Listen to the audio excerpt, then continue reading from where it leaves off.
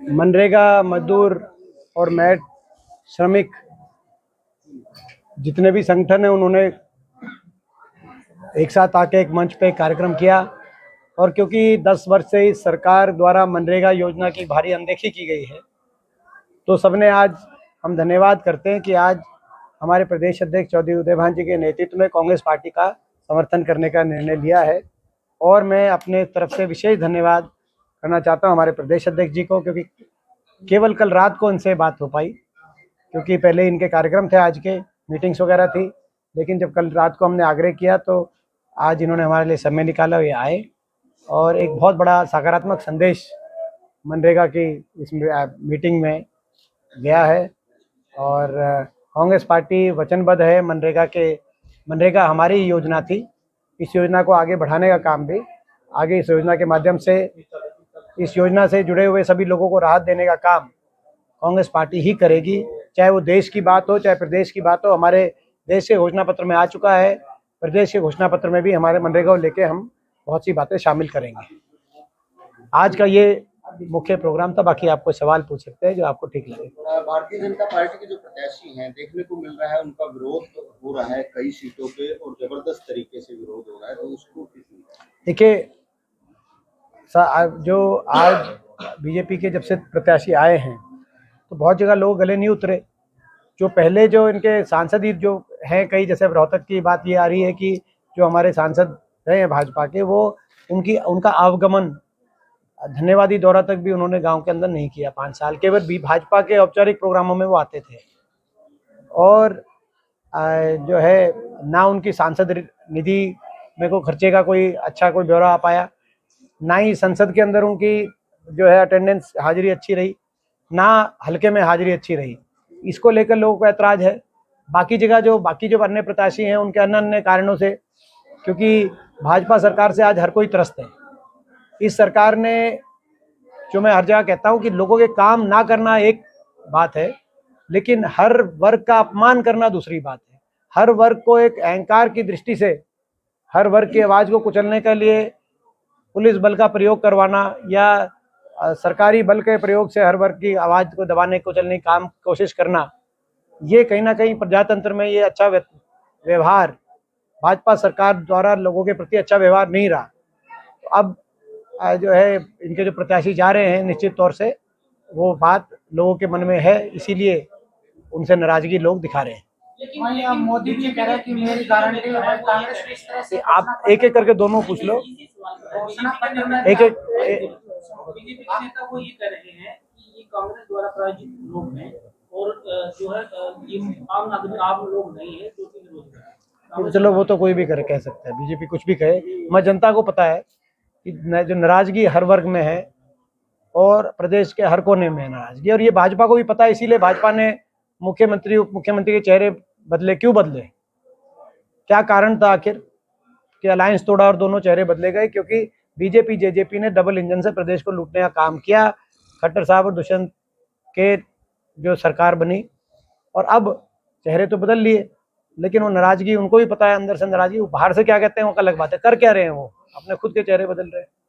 और चेहरे बदलने से अब काम नहीं होगा। जनता ने सरकार बदलने का मन बना लिया हरियाणा में। सर, आपका घोषणा पत्र है, इस तरह से घोषणा की गई है जो लोगों के लिए, तो जिसने मोदी भी गारंटी की बात कर रहे हैं, तो आप भी गारंटी की बात कर रहे हैं। मैं जहाँ तक उनकी जो है भाजपा की और मोदी जी की गारंटी की कोई वारंटी नहीं है, क्योंकि उन्होंने कहा था महंगाई कम कराएंगे, डीजल पेट्रोल रसोई गैस सस्ता दिलवाएंगे, 15 लाख हर के बाटे आएंगे, काला धन विदेशों से लाएंगे, 2 करोड़ रोजगार दिलवाएंगे, किसान की आमदनी दुगनी और स्वामीनाथन कमीशन दिलवाएंगे, 1 रैंक 1 पेंशन दिलवाएंगे। तो इस बहुत सी वायदे उन्होंने पहले ही इन्होंने गारंटी दी थी। वो गारंटी का मगर 10 साल के बाद उसकी वारंटी पीरियड सारे खत्म हो गए, लेकिन वो पूरी नहीं हुई। तो अब वो अब नई कितनी गारंटी दे लें? तो 75 पार भी कहा था, वो कह रहे हैं 400 पार, हम कह रहे हैं बड़े बुजुर्गों की पेंशन होगी 6000। वो अपने लिए नारे देते हैं। बीजेपी के साथ आत्ममुक्त हो गई है ये जो बीजेपी है। ये मोदी जी के नेतृत्व में एक आत्ममुख हो गई है और वो केवल अपनी नारे देने में यकीन रखती है। कभी 75 पार, कभी 400 पार। हम जनता के नारे दे रहे हैं। अच्छा, दिग्विजय जी, कितनी उम्मीद है कितनी सीट जाएगी? हरियाणा में मुझे विश्वास है कि कांग्रेस का गठबंधन का बेहतरीन प्रदर्शन रहेगा। और जब आपने देखा होगा कि आज से 6-8 महीने पहले जब आप लोग प्रेस कॉन्फ्रेंस करते थे, तब आप लोग प्रेस कॉन्फ्रेंस के बाद मुझसे मिलते थे, तो खोखर साहब आप लोगों में से कई निजी रूप से कई लोग ऐसे कहते थे कि जी एक आएगी। फिर थोड़े दिनों बाद ये शुरू हो गया बात, 2-1 महीने से बात ये शुरू होगी भाई 2-3 आ सकती हैं। फिर अब ये बीजेपी की जब टिकटें बटी हैं तो कह रहे हैं जी भाई 5-6 पे जाली कांग्रेस। मैं समझता हूँ जब कांग्रेस की टिकट बटेंगी तो आप लोग ये कहेंगे कि 10 की 10 सीट कांग्रेस गठबंधन जीत रही है। तो हमारा ग्राफ बढ़ रहा है। जब ग्राफ बढ़ रहा है तो वो मैं समझता हूँ कहाँ तक जाएगा, वो मैं समझता हूँ उसका आप अंदाज़ा लगा सकते हैं। तो हम आज के दिन बढ़ोतरी पे है कांग्रेस, और मुझे उम्मीद है हर सीट पे कांग्रेस का बहुत अच्छा प्रदर्शन रहेगा प्रदेश में।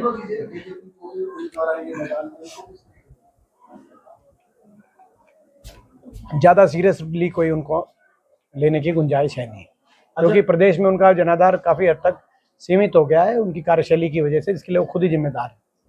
नवीन जिंदल को लेकर खास करके सवाल उठ रहे हैं कि देखिए वो तो अब मैं किसी के व्यक्तिगत में नहीं कहना चाहता, लेकिन एक बीजेपी की जो कार्यशैली रही है, एक पूरे देश में जो कार्यशैली रही है कि बहुत से 29 ऐसे लोग जिन पे बड़े बड़े मुकदमे थे जो भाजपा में ज्वाइन हुए, लेकिन भाजपा में ज्वाइनिंग के बाद उसके सारे मुकदमे सबके माफ़ हो गए। और कहते हैं एक वॉशिंग मशीन की तरह बीजेपी धुलाई करती है और काला धन साफ कर लेती है। तो ये एक ईडी और सीबीआई और जांच एजेंसियों का दुरुपयोग को लेकर आपने इंडियन एक्सप्रेस की खबर भी देखी होगी। 29 जैसे, प्रफुल्ल पटेल, अजीत पवार, नारायण राणे, मुकुल रॉय, 29 ऐसे लोग हैं जिनको, हेमंत शर्मा, जिनको बीजेपी ने काफ़ी बड़ा जो है घोटालों के जनक बताया, भ्रष्टाचारी बताया, लेकिन रातों रात उनके मुकदमे वापस हो गए। तो क्या ये देश के लिए उचित है? क्या ये होना चाहिए इस तरह से? तो ये, जिसमें कुलदीप बिश्नोई भी शामिल है। तो ये है, बाकी व्यक्तिगत में किसी के बारे में कोई कमेंट नहीं करना। अच्छा सर, जिस तरह से चुनाव का दौर है, भाषणों का दौर है, अभद्र भाषा का काफी इस्तेमाल किया जा रहा, चाहे कांग्रेस के या फिर बीजेपी, आप किस तरह से देखते हैं? इस तरह की भाषा का इस्तेमाल नहीं होना?